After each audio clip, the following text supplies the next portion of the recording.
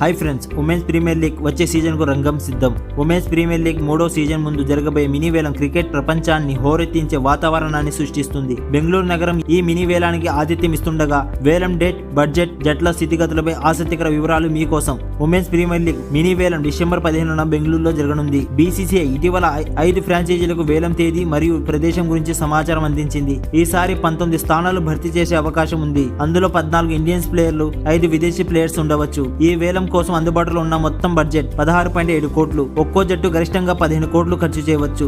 18 మంది ప్లేయర్స్ తో గరిష్ట జట్టును నిర్మించవచ్చు. విదేశీ ప్లేయర్స్ సంఖ్యను 6కు పరిమితం చేయబడింది.